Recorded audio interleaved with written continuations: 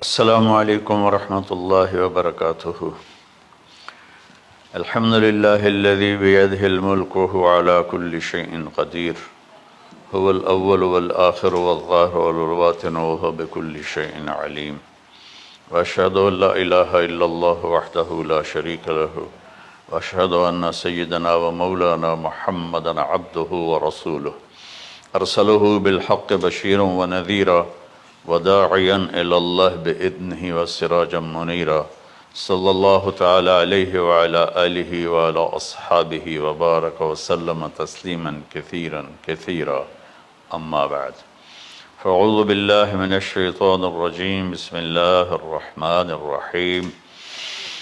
ان ابراہیم کان امۃ قانتا حنیفا للہ ولم یک من المشرکین شاکرا لانعمہ اجتباہ وہداہ الی صراط مستقیم، ثم اوحینا الیک ان اتبع ملۃ ابراہیم۔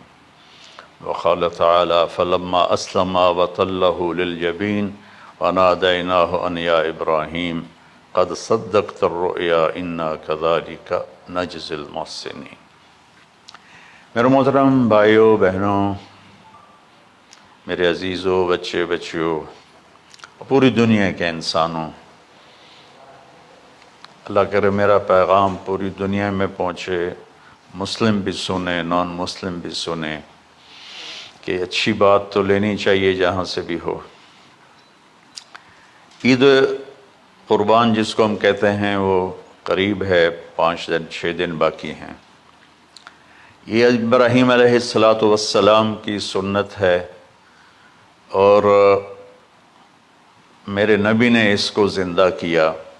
بیچ کے زمانوں میں یہ نہیں تھی، اس کو میرے نبی پاک صلی اللہ علیہ وسلم نے زندہ فرمایا، اور آپ اپنے عید کے موقع پر 2 جانور ذبح فرماتے تھے، 2 دمبے، ایک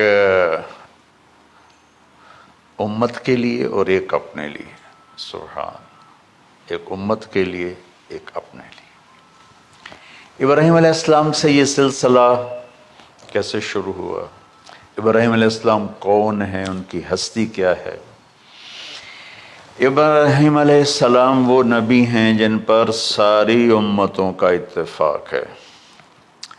یہود بھی ابراہیم علیہ السلام کو کہتے ہیں ہمارے ہیں، عیسائی بھی ابراہیم علیہ السلام کو کہتے ہیں ہمارے ہیں، مسلمان بھی ابراہیم علیہ السلام کو کہتے ہیں ہمارے ہیں۔ آگے پھر یہود موسیٰ علیہ السلام پر رک جاتے ہیں اور عیسیٰ علیہ السلام کا انکار کرتے ہیں، عیسائی عیسیٰ علیہ السلام پر رک جاتے ہیں اور محمد مصطفیٰ صلی اللہ علیہ وسلم کا انکار کرتے ہیں۔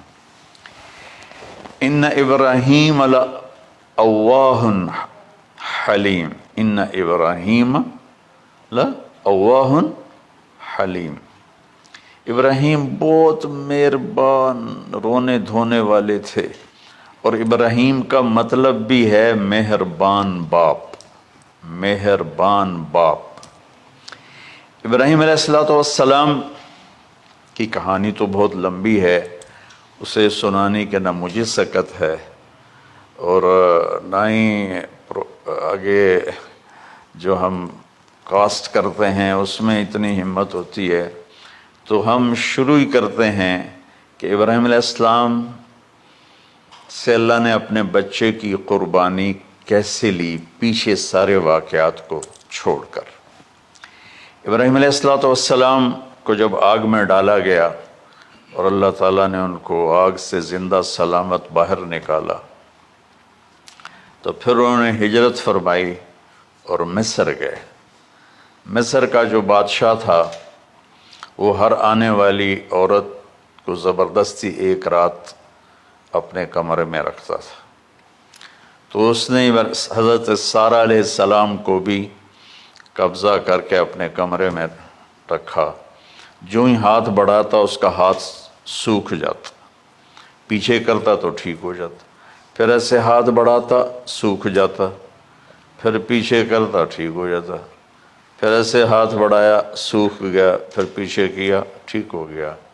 تو اس نے کہا یہ تو کوئی اور ہی بات ہے، تو اس نے اپنی بیٹی حضرت ہاجرہ وہ ان ابراہیم علیہ السلام کے نکاح میں دے دی۔ ابراہیم علیہ السلام اس وقت 70 سے اوپر جا چکے تھے اور حضرت ہاجرہ 22 سال کی تھی۔ یہ 3 افراد کا قافلہ ہجرت کر کے فلسطین پہنچا، اور ابراہیم علیہ السلام کی عمر گزر گئی۔ رب ہب لی من الصالحین، یا اللہ کوئی نیک بچہ دے، یا اللہ کوئی نیک بچہ دے۔ اولاد کا نیک ہونا ضروری ہے، ڈاکٹر بنے، انجینئر بنے، عالم بنے، مفتی بنے، ان میں سے کوئی چیز ضروری نہیں، اولاد کا نیک ہونا ضروری ہے، اور اس کے لیے والدین کو ٹائم دینا پڑے گا، والدین کو محبت دینی پڑے گی، والدین کو گود دینی پڑے گی، والدین کو شفقت دینی پڑے گی، ورنہ اولاد اور ماں باپ 2 کنارے بن جائیں گے۔ کچھ تقریباً 84 سال کی عمر میں اللہ تعالیٰ نے حضرت ہاجرہ سے بیٹا دیا، سارہ کی بجائے ہاجرہ سے بیٹا دیا۔ حضرت اللہ کی حکمت تھی، اللہ بھی یہی چاہ رہے تھے، تو حضرت سارہ کو بڑی تکلیف ہونے لگی، کہنے لگے اس بچے کو مجھ سے دور کرو، اس بچے کو مجھ سے دور کرو، میں دیکھ نہیں سکتی۔ تو جبریل آئے کہ اللہ تعالیٰ بھی فرما رہے ہیں کہ اسے یہاں سے دور کرو، کہ کہاں لے جاؤں؟ کہ یہ ہم بتائیں گے کہاں لے جانا ہے۔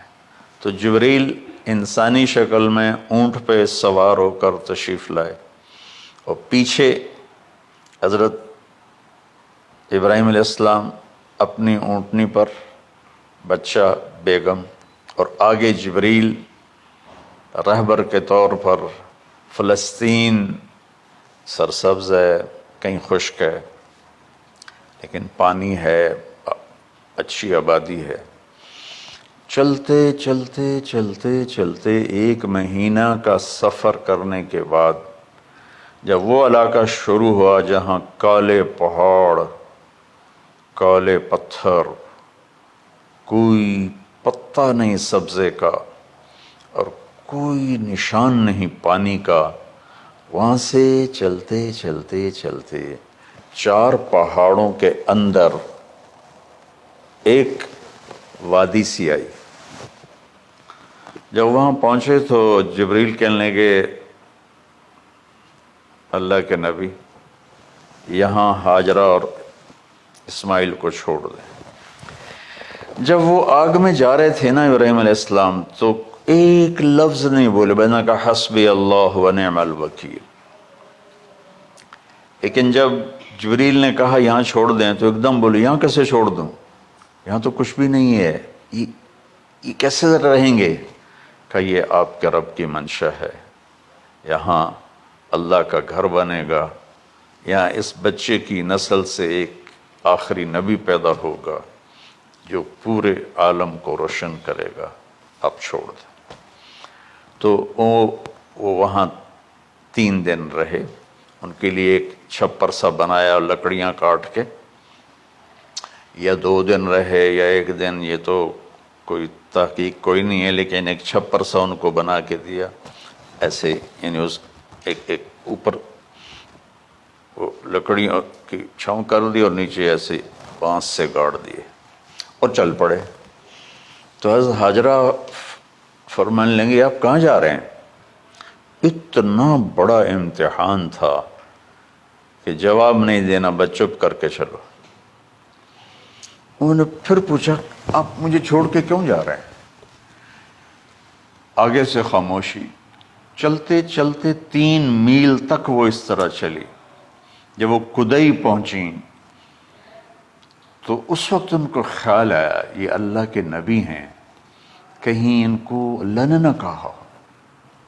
تو ان کا اللہ امرک، کیا آپ کو اللہ نے کہا کہ مجھے چھوڑ دیں؟ کہنے لگے ہاں، یوں کیا۔ ایک دم ایک نئی ہاجرہ نے جنم لیا کہ اذن، یوں گردن، اذن لن یضیعنا اللہ، جاؤ پھر میرا اللہ مجھے ضائع نہیں کرے گا۔ ابراہیم علیہ السلام بوجھل دل کے ساتھ پیدل چل رہے تھے، دونوں میاں بیوی اونٹنی پہ سوار ہوئے، اور وہ اپنے بچے کو گود میں لے کر ایسے کھڑی ان کو دیکھ رہے تھے۔ یہ کوئی مہینے کے لیے نہیں جا رہے تھے، پتہ نہیں ہے کب واپس آئیں۔ اج دے وچھڑے قد ملن گے، جانے رب رحمان۔ دیکھتی رہیں۔ انہوں ایسے پہاڑی کے اوپر چڑھے کہ اونٹ نیچے اتری، تو پھر انہوں نے منہ موڑا اور واپس اس وادی کی طرف چلیں۔ کیا وقت تھا، صبح تھی، شام تھی۔ جو ابراہیم علیہ السلام غائب ہوئے تو ایک دم آپ نے اونٹنی کا منہ موڑا ادھر ہی اور کہا ربنا انی اسکنت من ذریت بواد غیر ذی زرع ربنا لیقیموا الصلاۃ۔ کیا درد ہے! آپ اندازہ لگاؤ، ایک آدمی کو 84 سال کی عمر میں بیٹا ملے اور پھر اسے ایسے جنگل بیابان میں چھوڑ دیا جائے، تو ان کے دل پہ کیا بیت رہی ہوگی۔ اس دعا میں وہ درد ہے جو میرے بھی آنسو نکل رہے ہیں۔ ان کو 3 دفعہ قصہ سنا چکا۔ اے اللہ، تیرے ہی کہنے پر، تو جو میرا رب ہے، یا اللہ نہیں کہا، اللہم نہیں کہا، ربنا، یا اللہ تو مہربان ہے، اس میں بھی کوئی تیری مہربانی ہوگی، تیری محبت ہوگی، تیری شفقت ہوگی۔ انی اسکنت من ذریت، میں نے چھوڑ دیا اپنی اولاد کو، یا اللہ میں نے وہاں چھوڑا ہے جہاں نہ پتا ہے، نہ دانا ہے، نہ پانی ہے، تو جان اور یہ جانے۔ اس درد بھری دعا نے عرش کو بھی ہلا دیا تھا، اور آپ نے منہ موڑا۔ اس باپ کو سوچو جو ہر قدم پہ اپنے معصوم بچے سے دور ہو رہا ہے، اور اس ماں کو سوچو جو ہر قدم پہ اپنے خامن سے دور ہو رہی ہے۔ ابراہیم کی منزل تو آگے گھر ہے، 2 بیویاں اور ہیں، ادھر تو پتھروں کے ساتھ دوستی ہے۔ جب ہاجر، میں ایک دفعہ میں ایسے سوچ میں بیٹھا، میں اتنا رویا۔ میں نے کہا جب وہ ہماری ماں ہاجرہ وہاں اکیلی بیٹھی ہوگی، وہ چاروں طرف اونچے اونچے پہاڑ تھے، اور اندر بیٹھنے والوں کو باہر کا پتہ نہیں، باہر والوں کو اندر کا پتہ نہیں۔ تو شام ڈھلی ہوگی تو اندھیری رات نے کیا ظلم ڈھایا ہوگا، کالے پہاڑوں کا اندھیرا، اندھیری رات کا اندھیرا۔ تارے بھی حیران ہوں گے، یہ کون بی بی بیٹھی ہوئی ہے۔ ستارے روزانہ ہی نکلتے تھے، لیکن آج وہ ایک نیا تماشا دیکھ رہے ہیں کہ ایک معصوم شہزادی ایک معصوم بچے کو گود میں لے کے بیٹھی ہے، کون اسے یہاں چھوڑے۔ چاندنی رات تھی تو چاند بھی حیران ہو رہا ہوگا، یہ کیا ہو رہا ہے، یہ کیا ہو رہا ہے، یہ کیا ہو رہا ہے۔ اور وہ تنہا جان آسمان کو دیکھتی ہوگی، یا اللہ یہ میرے ساتھ کیا ہوگی۔ وہ رات کیسی، پہلی رات کیسی گزری ہوگی حضرت ہاجرہ پر۔ یہ ہمارے تبلیغ والے 3 دن کے لیے جاتے ہیں، بیویاں شور مچا دیتی ہیں، چھوڑ کے جاندے پہ، چھوڑ کے جاندے پہ۔ اس ہاجرہ کو سوچو جس پر اندھیری رات تھی، اور اسے کچھ پتہ نہیں تھا میرے ساتھ کیا ہونے والا ہے۔ جب دن چڑھا تو سورج نے دیکھ کر اس کی آنکھیں پھٹ گئیں کہ یہ کیا ہے۔ وہ تو کسی پہ رحم نہیں کرتا، اس کی آگ نے پتھروں کو تپایا، میری ماں ہاجرہ کے چھپر کو تپایا اور تڑپا کے رکھ دیا۔ ایک چھوٹا سی مشکیزہ تھا پانی کا، اسے گھونٹ گھونٹ پی کے ان کے منہ میں بھی ڈال رہی تھی۔ اس مشکیزے پر 3 دن گزرے، پانی ختم ہو گیا۔ ہم 92 کے حج میں پھنس گئے مزدلفہ سے پہلے تو ہماری بس میں پانی کوئی نہیں تھا. جو اس وقت ہمارا حال ہو، ہمیں پتہ تھا 2-4 گھنٹے کے بعد پانی ہے، لیکن جو اس وقت بچے بھی تھے، چیخ و پکار تھی. ہاجرہ کی چیخیں کون سن رہا تھا؟ اور ادھر اسماعیل کی دھاڑ دھاڑ شروع ہو گئی، پیاس کی وجہ سے، بھوک کی وجہ سے. بے بس ماں دیکھ رہی ہے، میں کیا کروں؟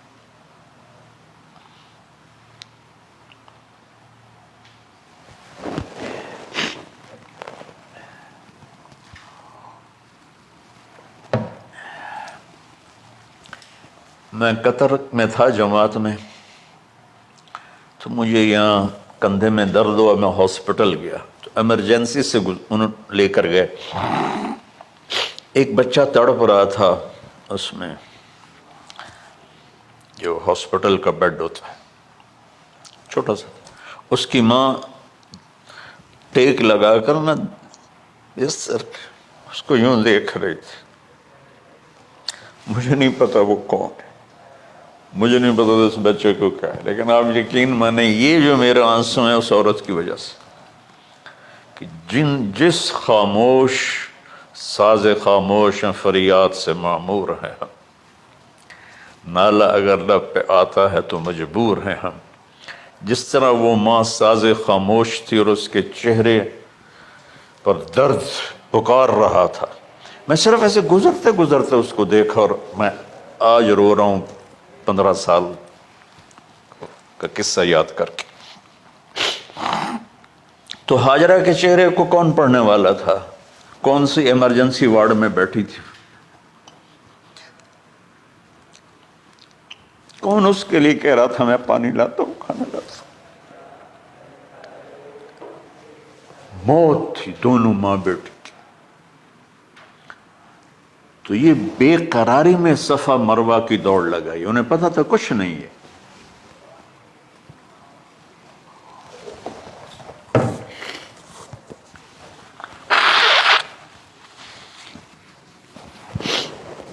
انہیں معلوم تھا کچھ نہیں ہے، لیکن وہ اس کو تڑپتے دیکھ نہیں پا رہے. وہ بھاگیں، صفا پہ چڑھی، ادھر دیکھ ادھر دیکھ، ابھا دیکھاں لمحہ دیکھاں، ڈٹھی دل کو دیواں ٹیکاں، سجن مل سم کے مر پوساں. یہ ہماری سرائکی کا شاعری ہے. مشرق دیکھتے ہوں، مغرب دیکھتے ہوں، دائیں بائیں دیکھتے ہوں، کوئی ہے میری فریاد سننے والا. یہ حالت تھی اس وقت ام اسماعیل کی. نیچے اتری جہاں وہ ٹیوب لائٹس آتی ہیں، وہاں وہ نیچے ہو گئے اور بچہ غائب ہو گیا. تو دوڑ لگاتے. مصر کی شہزادی اور مکے کے نوکدار پتھروں کے اوپر دوڑ رہی تھی. جب بچہ نظر آیا پھر آہستہ ہو گئی، پھر مروہ پہ چڑھی، پھر صفا پہ چڑھی، پھر مروہ پہ چڑھی، پھر صفا. مجھے لگتا ہے صفا مروہ بھی رو رہے ہوں گے اس وقت، اور مکے کے پہاڑ بھی رو رہے ہوں گے، سورج بھی اس وقت رو رہا ہوگا. آخر وہ مروہ پہ تھک کے گر گئیں. یہ نہیں کہ انہوں نے 7 چکر لگانے تھے، 7ویں چکر کے بعد ان کی ہمت جواب دے گئی، وہ گر گئیں اور ان کا جینا چاہا کہ میں بچے کو اپنے سامنے مرتا دیکھوں، اس لیے وہیں گر گئیں کہ میں اتنے مر جاؤں وہ اتنے مر جاؤں. پھر ایسے حسرت بھری نظروں سے یوں دیکھا مر گیا کہ نہیں، تو وہاں ایک آدمی کھڑا تھا. پھر مردہ جسم میں پھر جان آ گئی. پھر انہوں نے اپنے آپ کو اٹھایا اور دوڑ لگائی. پہنچی تو آدمی غائب تھا اور ایڑیوں سے پانی نکل رہا تھا. اتنے چکر کیوں لگوائے، پہلے ہی نکال دیتا۔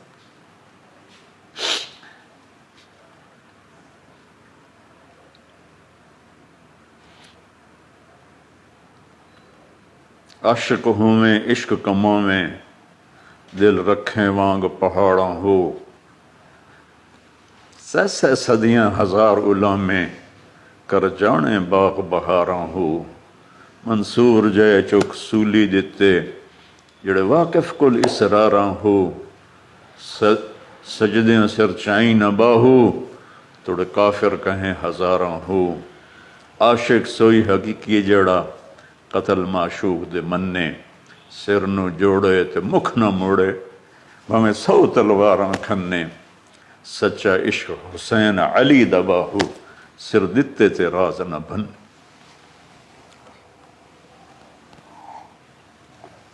کوئی ابراہیم کا گلہ نہیں، شکوہ نہیں۔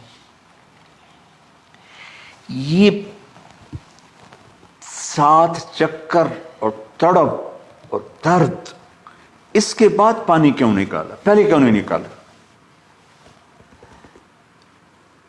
کہ عشق کا راستہ یہ ہے۔ میرے گھر کے راستے میں کوئی کہکشاں نہیں ہے، راستہ عشق اشقا سے۔ اشقا کہتے ہیں آکاس بیل جو درخت کو چمڑ جاتی پیلی، تو وہ درخت اس کا ایسا عاشق ہوتا ہے، سب کچھ اس کو کھلا کے خود خوش ہو کے جل کے بالن بن جاتا ہے۔ اس سے اشقا ہے کہ عشق ایسی چیز ہے، عشق تے آتش ڈوہیں برابر، اتے عشق دا تاؤ تے کھیڑا، آتش ساڑے کخت کا نیرا، عشق ساڑے دل جڑا۔ خواجہ غلام فرید صاحب کی شاعری سنا رہا ہوں کہ عشق میں بھی آ گیا اور لکڑی میں بھی آ گیا۔ لکڑی کی آگ خس و خاشاک کو جلاتی ہے، اور عشق کی آگ دل کو جلا کے برباد کر دیتی ہے۔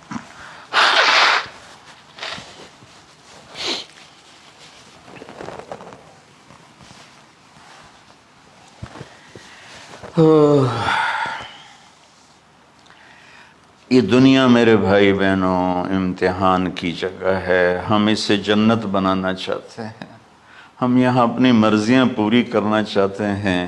اللہ کی قسم، اللہ کی قسم، اللہ کی قسم، جس نے اپنی مرضی پہ چلنا شروع کیا وہ تباہ ہو گیا۔ جو اللہ رسول کی غلامی کے دائرے میں آیا وہ کامیاب ہو گیا۔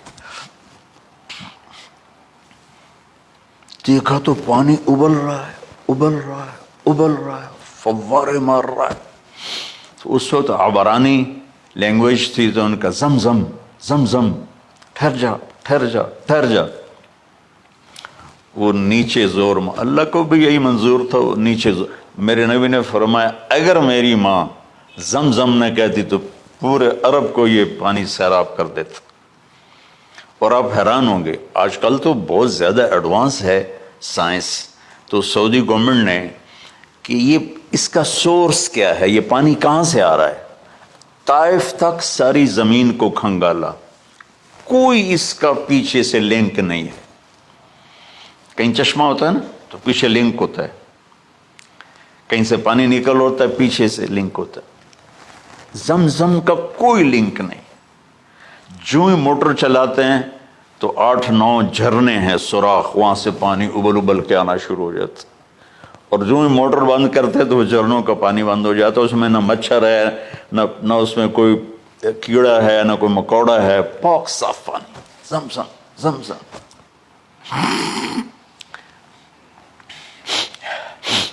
جتنا اونچا بنانا ہو بلڈنگ اتنی گہری بنیاد۔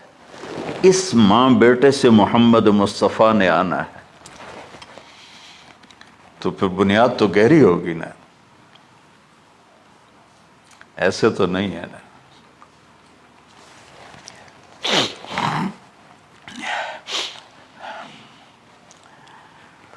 تو چونکہ محمد مصطفیٰ صلی اللہ علیہ وسلم کو اس بچے اور اس ماں سے اللہ نے وجود دینا، پیچھے ابراہیم والد دینا، ابراہیم علیہ السلام کی نسل میں 4000 انبیاء آئے، بنو اسرائیل میں 4000 اور حضرت اسماعیل علیہ السلام کا ایک ہی جو 1.25 لاکھ پہ بھاری نہیں ہے بلکہ کل کائنات پہ بھاری ہے اللہ کے بعد.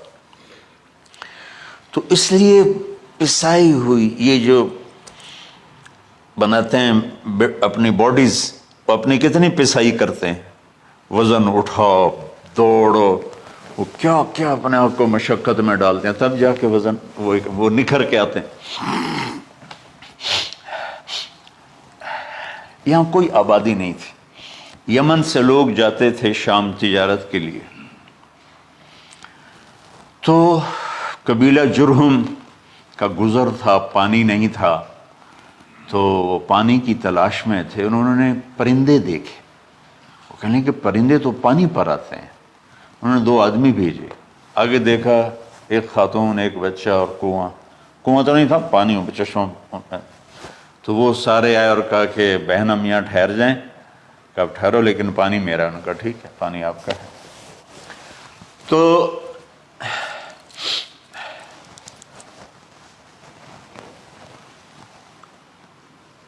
ایک سال کے بعد اجازت ملی، جاؤ مل کے آؤ. مل کے آ جاؤ. جس گھاٹی سے ابراہیم کو جدا کیا تھا اس پر کتنی دفعہ حضرت ہاجرہ کی نظر پڑتی ہوگی.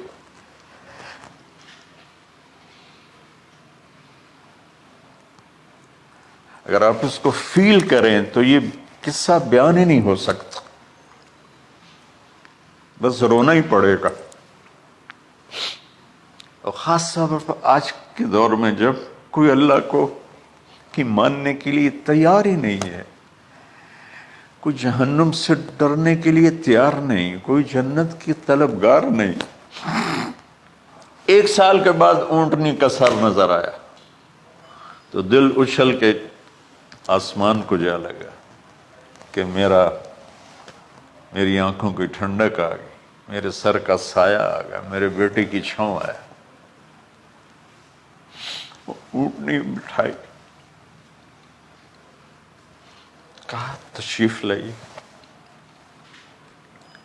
کہنے لگے اترنے کا حکم نہیں ہے، صرف ملاقات.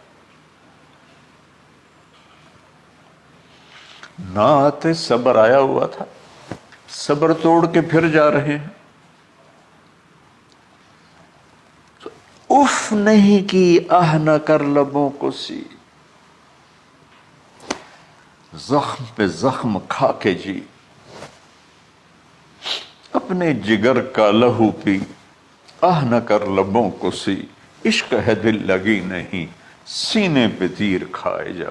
آگے قدم بڑھائے جا، یعنی زبان حال سے کہہ دے اس کے ہاں ستائے جا. کوئی شکوہ گلا نہیں ہے، یہ کیا ملنا ہے. نہ آتے وہیں بیٹھے رہتے.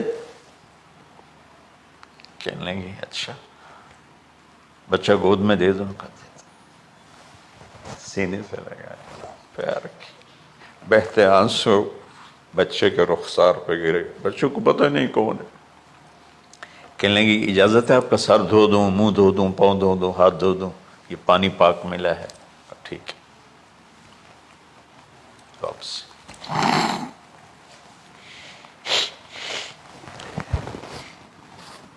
فلما بلغ معه السعي،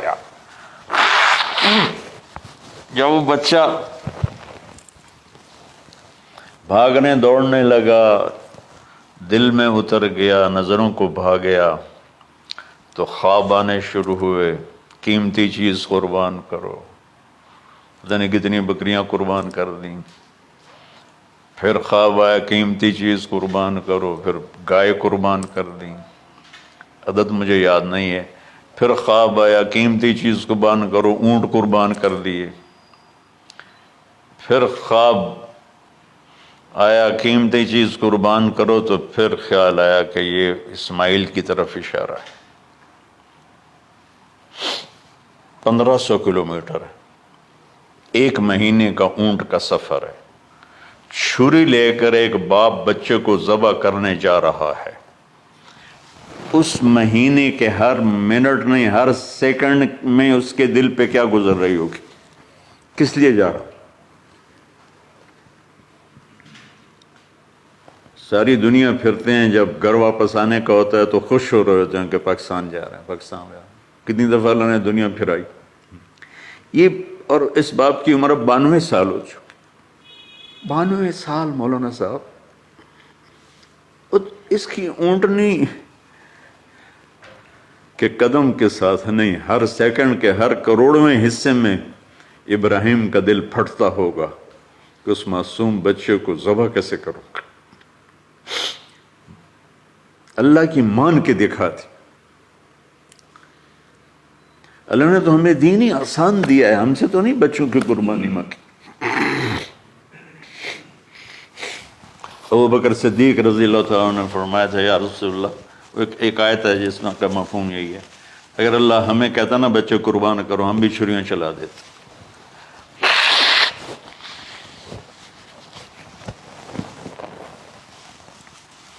تو میں اس تصور میں جب ڈوبتا ہوں میں رونا شروع کر دیتا۔ عاصم کا بازو ٹوٹا، 6 سال کا تھا، اس کو جوڑ رہے تھے تو اس کی چیخیں نہیں کر رہی تھی، میں باہر نکل گیا، مجھ سے چیخیں سنی نہیں گئی، حالانکہ اس کا علاج کرنے کے لیے کر رہے تھے۔ اور یہ 92 سال کی ہستی بڑھاپے میں 1 مہینے کی اذیت برداشت کرتے ہوئے جا رہے ہیں کہ بیٹا ذبح کرنا ہے، بیٹا ذبح کرنا ہے، بیٹا ذبح کرنا ہے۔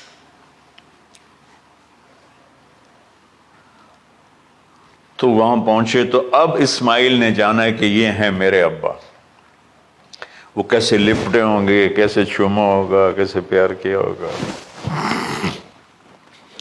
یہ بیوی کا آپس میں۔ مجھے نہیں پتا کہ کتنے عرصے بعد انہوں نے ایک قدم اٹھایا، لیکن کہا کہ بچوں کو تیار کرو، میں اس کو سیر کرانے لے جا رہا ہوں۔ بڑی خوش ہوئی، ماں بھی بچہ بھی اچھل رہا ہے، اور لے کے پہنچے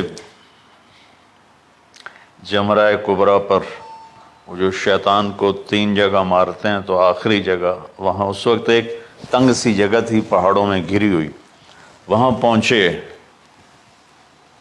تو کہتے ہیں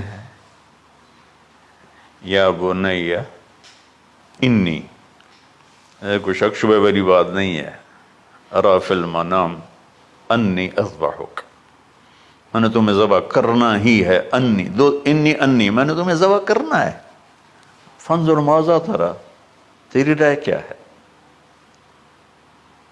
قربان جاؤں اس ماں پہ جس نے 7-8 سال کے بچوں کو کیا تربیت دی۔ یا ابت افعل ما تؤمر،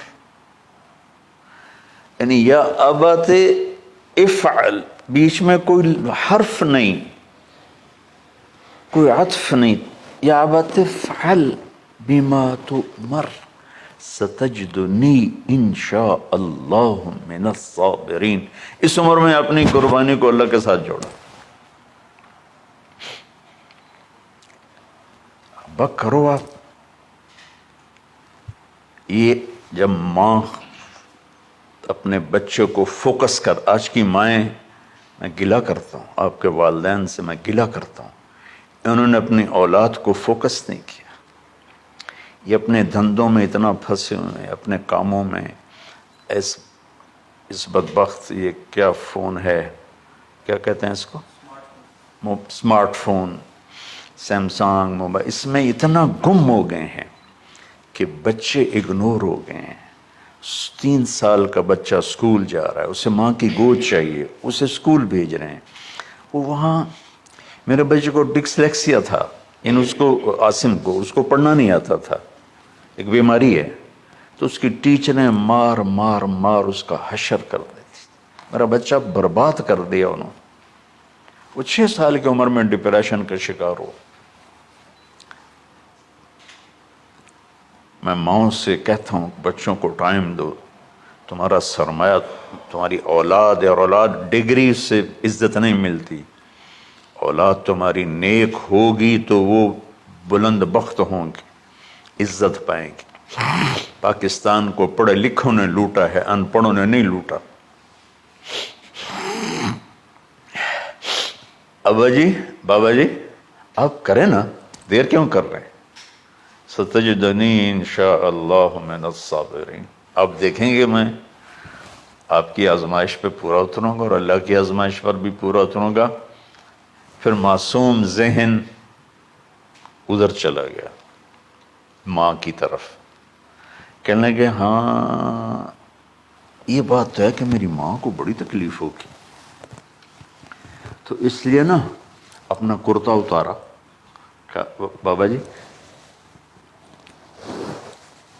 یہ کرتا آپ میری ماں کو دے دیں، وہ جب مجھے یاد کرے گی میرا کرتا دیکھ لے، اور آپ نے مجھے یہیں دفن کرنا ہے، ادھر نہیں لے جانا، اور آپ بھی احتیاط کریں، مجھے الٹا الٹائیں، طلّہ للجبین، میرا سر زمین پہ لگا ہے، گردن نہیں،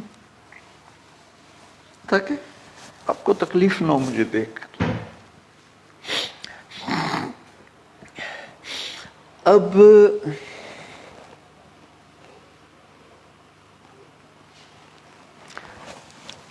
میں تو مرغی ذبح ہو رہی ہوں نا تو اس کو تڑپتے نہیں دیکھ سکتا۔ قربانی کے لیے مفتی صاحبان کہتے ہیں کہ اوپر کھڑا ہونا چاہیے، خود کرے یا اوپر کھڑا، میں نہیں کھڑا ہو سکتا۔ جانور جب تڑپتا ہے تو مجھے کچھ ہونے لگتا، تو میں بچوں کو بھیجتا ہوں جاؤ قربانی پہ کھڑے ہو۔ جیسے ابراہیم علیہ السلام کا تصور کر کے میری چیخیں نکل کہ انہوں نے جب ان کی کمر پہ گوڈا رکھا ہوگا یوں کر کے، ہاتھ باندھے، پاؤں باندھے، اور سر کے بال یوں اٹھا کے یہاں لائے ہوں گے سر کو، اور چھری یہاں رکھی ہوگی، کیا کیفیت ہو؟ تو یوں آسمان کو دیکھ کر کہ یا اللہ کیا تم مجھ سے ناراض ہو گیا کہ میرے دل میں اسماعیل زیادہ اتر گیا ہے؟ یا اللہ ایسا کبھی نہیں ہے، یا اللہ یہ میرا کوئی امتحان تو لے رہا ہے، یا اللہ تیرے پر سب کچھ قربان ہے، اور یوں چلائی، اور اللہ تعالیٰ نے چھری کی کیا حیثیت ہے، اس نے چلنے سے انکار کر دیا، پھر چلائے، پھر چلائے۔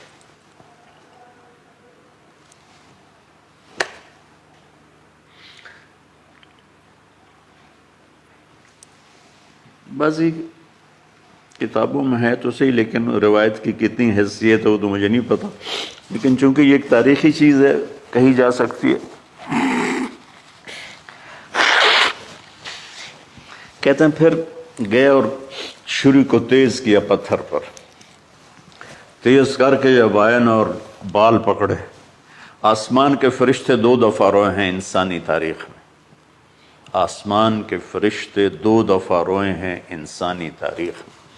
ایک جب ابراہیم علیہ السلام نے ان کی کمر پہ اپنا گھٹنا رکھا کہ سر کے بال پکڑ اور چھری پکڑ کے یہ کہا یا اللہ تم مجھ سے ناراض ہو، تو آسمان کے فرشتوں کی چیخیں نکل گئی۔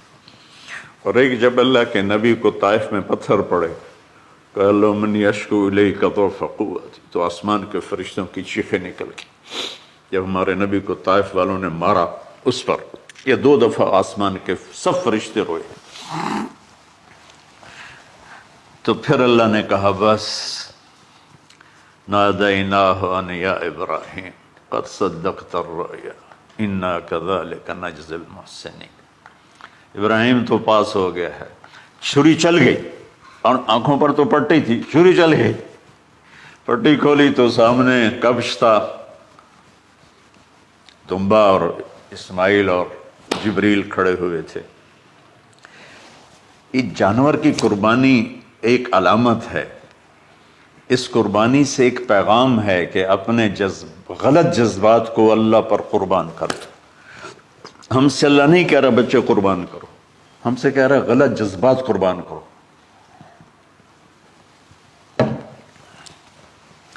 ہم سے اللہ کہہ رہا ہے اپنے جذبات کو دبا دو جو تمہیں اللہ اس کے رسول سے دور کرتے ہیں، ان پر چھری چلاؤ۔ جو اللہ اس کا محبوب کہتا ہے ان کو کرنے کے لیے بھی اپنے جذبات پہ چھری چلاؤ۔ سچ بولنے کے لیے چھری چلانی ہے تو چلاؤ اپنے جذبوں پر، اب اس کو پھیلا دو۔ ساری شریعت میں اللہ نے جو احل حلالا، جو اس نے کہا ہے یہ کرنا ہے اس کے لیے اپنے جذبات قربان کر دو، وحرم حراما، اور جو کہتا ہے نہیں کرنا اس کو چھوڑنے کے لیے اپنے جذبات قربان کر دو۔ تو یہ ہے قربانی کی اصل حقیقت۔ جانور دمبے ذبح کرنا تو اس کی ایک علامت ہے، اس کی ایک علامت ہے کہ ہم میرے نبی نے حج پر 63 اونٹ ذبح کی، اپنے ہاتھ سے ذبح کی، باقی 37 حضرت علی رضی اللہ تعالیٰ علیہ السلام نے ذبح کیے۔ تو بھائیو، قربانی کی اصل یہ ہے کہ ہم اللہ اس کے رسول پر اپنے جذبوں کو قربان کر رہے ہیں، اپنے جذبوں کو قربان کر رہے ہیں۔ مولانا ابوالکلام آزاد رحمۃ اللہ علیہ کا میں مضمون پڑھ رہا تھا اسی قربانی پر، تو انہوں نے فرمایا، انہوں نے لکھا، وہ خطابت اور قلم کے تو بادشاہ تھے، واقعی وہ ابوالکلام تھے۔ انہوں نے لکھا کہ اللہ نے چھری کے لیے چلنا طے کیا ہوا تھا، اللہ نے چھری کے لیے چلنا طے کیا ہوا تھا۔ جب اسماعیل کو لٹایا گیا تو اسماعیل کو کھینچ لیا، چھری کو روک دیا۔ جب میرے نبی کے والد کو حضرت عبد المطلب جب زمزم کا کنواں کھود رہے تھے تو باپ بیٹا تھے، حارث اور عبد المطلب، تو تھک کر کے ایک دن کہنے لگے، یا اللہ اگر تو مجھے 10 بیٹے دے گا نا تو میں ایک تیرے نام پہ قربان کروں گا۔ اللہ نے 15 دے دیے۔ جب وہ سارے جوان ہو گئے تو ان کو اکٹھا کیا، بچوں میں نے تو منت مانی تھی۔ تو انہوں نے کہا، ابا جان آپ جس پہ ہاتھ رکھیں گے ہم تیار ہیں، کیا اطاعت ہے۔ تو کہنے لگے نہیں، میں قرعہ ڈالوں گا، جو اس زمانے کا طریقہ تھا وہ تیروں کے ساتھ۔ تو حضرت عبداللہ کا قرعہ نکل آیا۔ حضرت عبداللہ سب سے زیادہ محبوب، تو انہوں نے ہاتھ پکڑا، چھرا اٹھایا۔ عمر بن عاص رضی اللہ عنہ کے والد عاص بن وائل ایک بہت بڑا کام کر گئے، وہ سامنے آ کے کھڑا ہو گیا، کہنے لگا یہ کام نہیں ہوگا۔ انہوں نے کہا یہ سردار کا بول ہے، کہا آگے بھی سردار کھڑا ہوا ہے، میں یہ ظلم نہیں ہونے دوں گا۔ سارے مکے والے اس کے ساتھ ہو گئے، عبد المطلب اکیلے رہ گئے۔ انہوں نے کہا وہ جو ہے نا قطبہ کاہنہ نجران میں، وہ جو فیصلہ کرے گی یا عصفان میں وہ مانوں گا۔ کہا چلو۔ تو عصفان یا نجران گئے قریش مکہ کے سردار۔ تو اس کاہنہ عورت، جیسے آج اس زمانے کی جج ہوتی تھی، مرد بھی عورت میں، اس نے کہا کہ تم لوگ قتل کا معاوضہ کیا لیتے ہو؟ کہ 10 اونٹ۔ کہ اچھا ایسا کرو، ایک تیر پہ لکھو عبداللہ اور ایک پہ لکھو 10 اونٹ اور قرعہ ڈالو۔ اگر اونٹوں کا قرعہ نکل آئے تو جتنے اونٹ لکھے ہیں وہ ذبح کر کے عبداللہ کو چھوڑ دو، اور اگر عبداللہ کا نام نکلے تو ہر دفعہ 10 اونٹ بڑھا دو۔ تو وہ سارے بڑے خوش ہو گئے۔ تو عبد المطلب نے احتیاطاً 100 اونٹ پہلے کھڑے کر لیے صفا کے ساتھ، اور حرم شریف میں اکٹھے ہو گئے، اور وہ جو تیروں سے کرتے تھے تو الانصاب غالباً اس کو کہتے ہیں، ایسا ہی ہے نا؟ ہاں۔ تو وہ 10 اونٹ عبداللہ، اس نے جو کوڑا اندازے میں والے نے جو پھینکا تو نکلا عبداللہ۔ تو وہ 10 اونٹ اس نے پہلے الگ کھڑے کیے تھے تو 20 کر دیے، پھر قرعہ ڈالا تو عبداللہ، پھر 10 اور کر کے 30 کر دیے، پھر قرعہ ڈالا تو عبداللہ، پھر 10 اور کی تو 40 ہو گئے، پھر قرعہ ڈالا تو عبداللہ تو 50 ہو گئے، پھر قرعہ ڈالا تو عبداللہ تو 60 ہو گئے۔ مکے والوں کی آنکھیں پھٹنے لگی، پسینے آنے لگے۔ پھر قرعہ ڈالا عبداللہ تو 70 ہو گئے، 80 ہو گئے، 90 جب ہوئے تو سب کی آنکھیں باہر نکل آئیں کہ اب پیچھے تو اونٹ ہی ختم ہو گئے۔ تو پھر قرعہ ڈالا 100 پر تو نکلا 100 اونٹ۔ تو سب نے نعرے لگائے، تو عبد المطلب کہنے لگے نہیں میں ایک دفعہ اور کروں گا، کیا تو پھر 100 اونٹ، پھر سب نے نعرے لگائے، کہ نہیں میں ایک دفعہ اور کروں گا، پھر کیا تو 100 اونٹ۔ تو پھر عبد المطلب نے حضرت عبداللہ کو آزاد کیا، 100 اونٹ خود ذبح کیے۔ تو ابوالکلام آزاد رحمۃ اللہ علیہ فرماتے ہیں دوسری دفعہ وہ چھری چلنے لگی حضرت عبداللہ پر۔ ایک واقعہ بھی اس کے ساتھ عجیب ہے۔ آپ بازار میں جا رہے تھے حضرت عبداللہ، تو سامنے سے ایک نا پہلی کتابوں کی عالم عورت آ گئی۔ اس نے اسے دیکھا تو کہا عبداللہ تیری جان بچانے پہ 100 اونٹ ڈگے تھے نا؟ کہاں؟ کہ ایک رات میرے ساتھ گزار لے 100 اونٹ میں دوں گی۔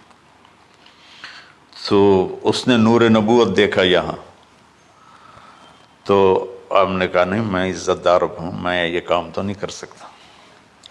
تو پھر فرمایا کہ اللہ نے اسماعیل کو نکالا، عبداللہ کو نکالا، لیکن چھری نے چلنا تھا۔ جب حسین کی باری آئی تو اللہ نے چھری کو کہا چلو، اور وہ کاٹتے چلی گئی کہ کیا جرم ہولی کی میرے نبی کی ساری نسل ذبح کی۔ کتنا کہا اذکرکم فی اہل بیت، اذکرکم فی اہل بیت، اذکرکم فی اہل بیت۔ صرف 60 سال بعد امت نے 89 سمیت 72 انسان ذبح کر دی، کہ جنازے بھی نہ پڑھنے تھے۔ اقبال نے کہا تھا نا قتل حسین اصل میں مرگ یزید ہے، اسلام زندہ ہوتا ہے ہر کربلا کے بعد۔ اللہ سے محبت کرو، اللہ کے نبی سے محبت کرو، اللہ کے نبی کے گھرانے سے محبت کرو، اللہ کے نبی کے صحابہ سے محبت کرو، اللہ کے نیک بندوں سے محبت کرو۔ عید قربان کا فلسفہ ہے اللہ اس کے رسول کی اطاعت پہ قربان ہو جانا۔ عید قربان کا فلسفہ ہے اللہ اس کے رسول کی اطاعت میں اپنے جذبات پہ چھری چلا دینا۔ عید قربان کا فلسفہ ہے اللہ اس کے رسول کی اطاعت کے سامنے گردن کو جھکا دینا، اور اس کے لیے جس بھی کڑے امتحان سے گزرنا۔ ہم اللہ نہ کرے ہم امتحان نہیں مانگتے، یا اللہ نہیں مانگتے، یا اللہ نہیں مانگتے، عافیت مانگ، عافیت مانگ۔ تو میرے بھائی بہنوں، ہم اللہ کی بارگاہ میں جھکے، ہم اللہ کی بارگاہ میں جھکے، اس کے رسول کی بارگاہ میں جھکے، تاکہ ہمارا یہ جہان بنے وہ جہان بنے۔